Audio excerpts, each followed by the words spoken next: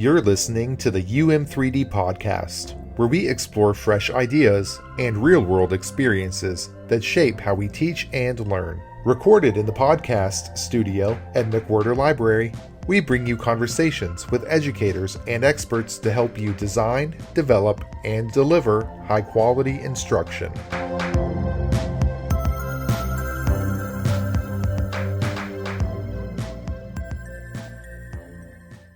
Welcome to the UM3D Podcast. I'm your host, Lavonnie Perry-Claybon. Guess what? We have another phenomenal podcast. Today we're talking about accessibility and accommodations for students. Joining us is Jaafar Al-Azaawi, Access Coordinator for Disability Resources for Students at the University of Memphis. Jaafar supports students with sensory disabilities and specializes in assistive technology. Thank you for joining us today, Jaafar. Thank you for having me.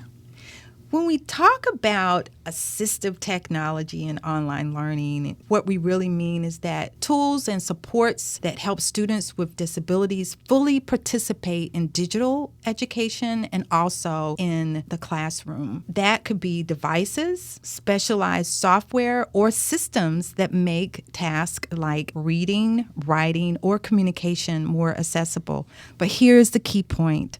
It's not just about the technology itself. It's about breaking down barriers and creating real opportunities for every student to succeed.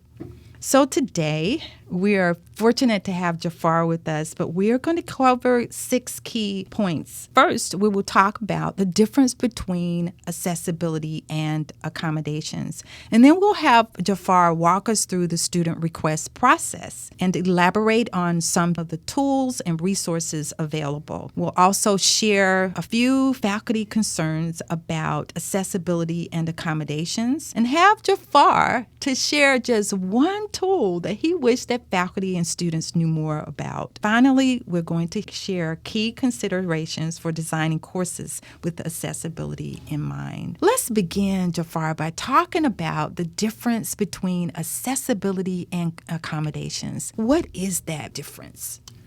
Actually, accessibility is proactive course design for everyone. Things like captioned media, text selectable PDFs, headings in Canvas, and keyboard-friendly layouts. Accommodations, on the other hand, are individualized supports when barriers remain, like extended test time, not taking help, American Sign Language or live captions, and alternate formats. So, Jaafar, we hear you saying that accessibility is proactive design. Accommodations are reactive supports. However, both ensure equity. Walk us through the process of how a student requests accommodations. 5 steps, confidential and simple. First, complete an online student application. Second, provide documentation of disability. Meet a DRS coordinator. After that, receive official accommodation letters. And finally, implement with faculty and DRS supports as needed.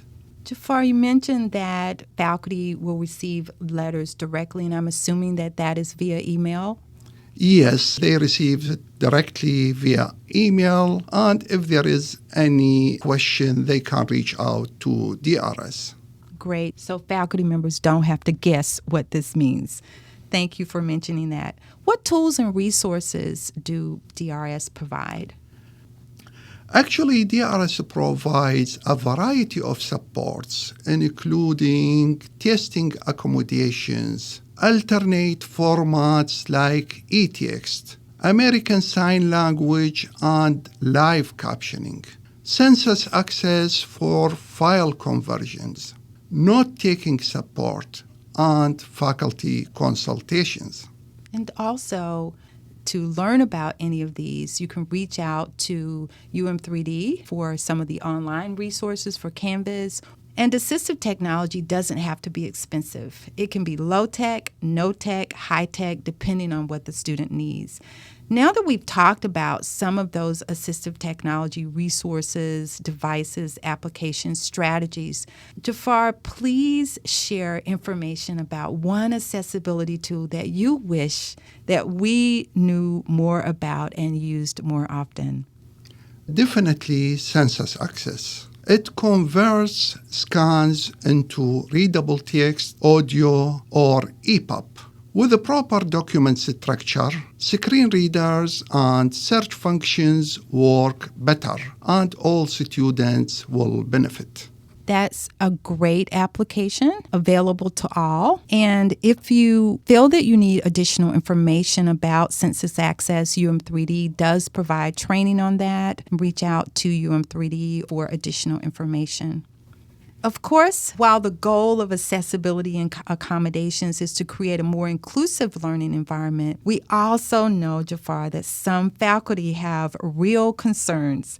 Questions often come up about workload, fairness, and how these adjustments impact the flow of a course. It's important to acknowledge those concerns honestly, because only then can we talk about practical strategies and support that make accessibility manageable for faculty while ensuring equity for students. Jaafar, what are some of the common faculty concerns that you've heard about? Some faculty concerns are first worrying about lowering standards. Actually, accommodations don't change outcomes. Second, late requests. Do what is feasible and DRS will help. Another concern is workload. Plan early and use templates to keep things manageable. Reach out to UM3D for a consultation or training if you don't know how to make online Canvas accommodations like extended test time, studio captioning revisions, adding alt text, and other Canvas accommodations. An essential requirement, please ask DRS before saying no.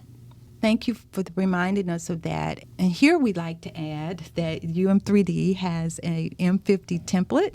Reach out to our instructional designers if you would like additional information about that and need help with designing your course. So we're hearing today that it's a partnership. We hope that everyone is not overwhelmed with all of the talk about accommodations and accessibility, because it is a partnership. Faculty, DRS, and UM3D working together. Finally, Jaafar, we'd like to talk about how can faculty design with accessibility in mind from day one? Start by structuring your Canvas courses with clear headings and links.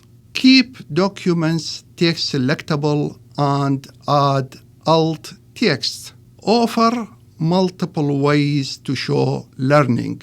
Provide clear timelines and checkpoints. And finally, include a syllabus statement encouraging students to connect with you on DRS. Thank you, Jaafar, for mentioning in your list that one of the key considerations is to offer multiple ways to show learning and to access the material. Here at UM3D, we will have additional podcasts on universal design for learning, so please consider listening to those podcasts.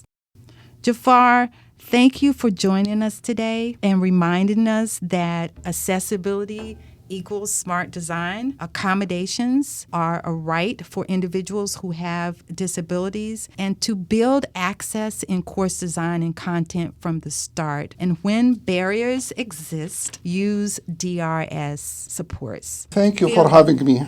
To our listeners, we want to remind you to check out our show notes for resources, templates. We will have that M50 template there, and UM3D and DRS contact information.